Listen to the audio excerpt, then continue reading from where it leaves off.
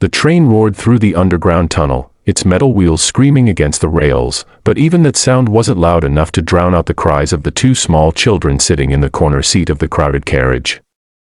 Their tears fell endlessly, tiny hands clinging to their father's expensive suit jacket as if the world itself had turned against them. Passengers shifted uncomfortably, whispering and sighing in annoyance.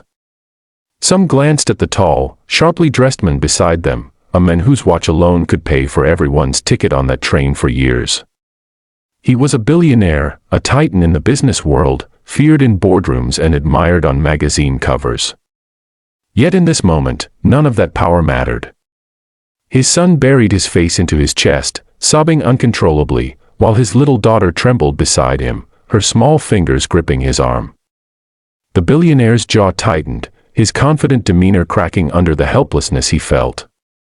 He had closed billion-dollar deals without flinching, but he couldn't calm his own children. Across the aisle stood a thin young girl in faded clothes and worn-out shoes. She looked no older than 12. Her hair was tied back in a simple ponytail, and she clutched a small, frayed backpack to her chest. People barely noticed her, the kind of child the city had learned to overlook. But she noticed everything. She watched the children's tears. She watched the father's frustration. And while others rolled their eyes, she stepped forward. The billionaire looked up, surprised, as she approached cautiously. "Sir," she said softly, her voice steady despite the curious stares around her, "may I try?" He hesitated. No one spoke to him like that, not without fear or flattery. But something in her eyes was different. It wasn't pity. It was kindness. He gave a reluctant nod. The girl knelt down slowly in front of the crying children. Instead of shushing them or telling them to stop, she reached into her worn backpack and pulled out something unexpected, a tiny handmade paper puppet, carefully crafted from old notebook pages and colored with cheap crayons. She began to move it gently, giving it a silly voice, telling a spontaneous story about a brave little lion who was afraid of loud tunnels but discovered he was stronger than the noise. The boy's sobs softened into sniffles. The girl blinked through her tears. The puppet stumbled and roared dramatically, making exaggerated faces. A few passengers smiled despite themselves. Within minutes, the cries that had filled the carriage were replaced with tiny giggles. The billionaire stared in disbelief.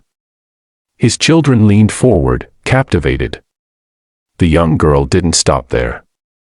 She encouraged them to make their own animal sounds, turning the noisy train into part of the story. The tunnel became the lion's cave. The rumbling tracks became thunder in the jungle. The children weren't scared anymore, they were adventurers. When the train finally slowed for the next station, the boy was laughing openly, and the little girl clutched the paper puppet like treasure. Silence filled the carriage, not the tense silence of annoyance, but the quiet awe of witnessing something pure. The billionaire cleared his throat, emotion thick in his voice. "How did you do that?" he asked. The girl shrugged shyly. "When my little brother gets scared," she said, "I tell him stories. We don't have much, but stories make things feel smaller." That sentence hit harder than any business loss he had ever experienced. We don't have much. In that moment, he realized something painful. Despite all his wealth, he had given his children everything except time, creativity, and warmth. He reached into his wallet instinctively, pulling out crisp bills, but the girl gently shook her head. "I don't want money, sir," she said. "I just didn't like seeing them cry."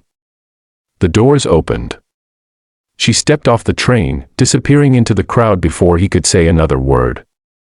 But she didn't disappear from his mind. That single act of kindness changed something inside him. In the weeks that followed, he began spending evenings with his children, telling stories, building paper puppets, turning ordinary moments into adventures. And quietly, through his foundation, he started funding creative programs for underprivileged children in the city, because he finally understood that sometimes the poorest hands carry the richest gifts. That day on the train proved something powerful. True wealth isn't measured in bank accounts, but in compassion. And sometimes, the smallest person in the room can make the biggest difference. If this story touched your heart and reminded you that kindness can change the world, make sure you subscribe to the channel for more powerful, life-changing stories. Because here, we believe that every act of goodness deserves to be seen, shared, and remembered.